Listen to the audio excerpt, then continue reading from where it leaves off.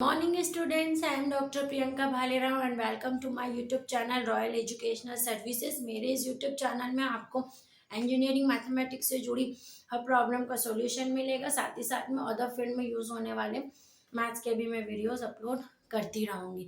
जैसे कि हम इंटीग्रेशन की बात कर रहे हैं, इंटीग्रेशन के कुछ फॉर्मूलेज मैंने आपको सिखाए थे और उनसे रिलेटेड एग्जांपल बताए थे। जैसे कि पावर फॉर्मूला बताया था, एक्सपोनेंशियल बताया था, 1/x, है ना।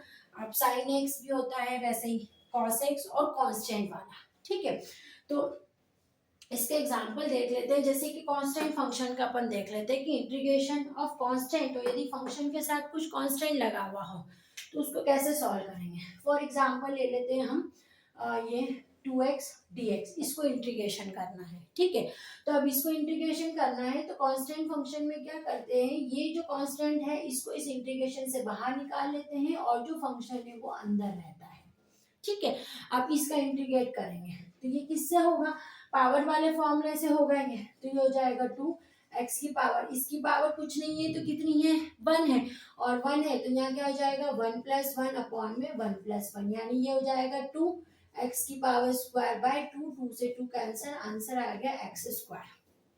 ठीक है, तो ये आपका कांस्टेंट, यदि आपको फंक्शन के साथ में के साथ में कांस्टेंट कुछ इंटीजर देके रखा हो तो आपको उसको इस तरह से इंटीग्रेट करना है। ठीक है, अब हम दूसरा एग्जांपल ले लेते हैं। जैसे कि आपको एक क्वेश्चन देके रखा है, integration of x plus sine x dx। ठीक है, अब यदि ये फंक्शन कैसे देके रखा है, दो फंक्शन आपको देके रखे, प्लस में देके रखे, तो आपको यदि ऐसे क्वेश्चन आता है तो इंटीग्रेशन हर एक फंक्शन का होता है, हर एक टर्म का सेपरेट इंटीग्रेशन होगा, आपको उसमें सेपरेट करना पड़ेगा इनको। ठीक है, इस तरह से ये ऐसे integration x dx plus integration of sine x dx। ठीक है, दोनों को अलग अलग कर लेते हैं।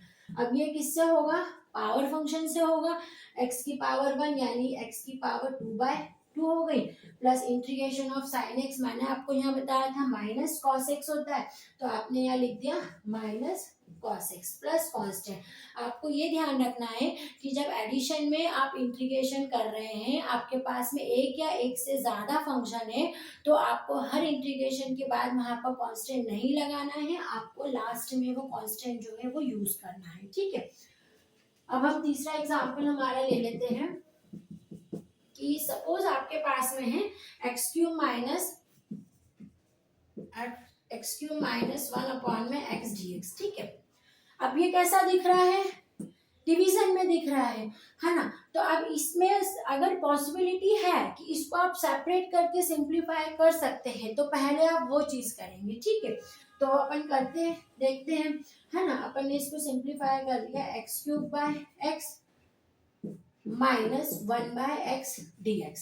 ठीक है, अपन ने इस टाइप से लिख दिया। अब ये x से एक x तो मैंने कैंसिल कर दिया, ये क्या हो जाएगा integral x² minus 1/x dx, है ना। अब इस इंटीग्रेशन को क्या करूंगी, जैसे मैंने एडिशन में आपको बताया कि टर्म्स के साथ ये इंटीग्रेशन भी सेपरेट हो जाता है, वैसे ही इंटीग्रेशन इसका भी होगा और सेम इंटीग्रेशन इसका भी होगा। तो ये कैसा हो जाएगा, integration x² dx minus integration 1/x dx।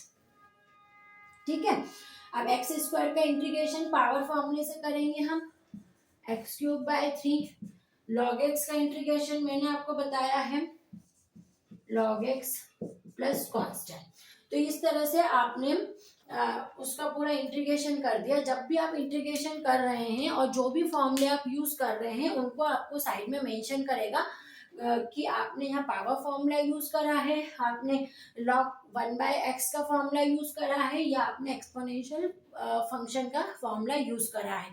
जब आप फॉर्मूले मेंशन कर देंगे तो उसको समझने में इजी रहता है। आप ये नोट डाउन कर लीजिए।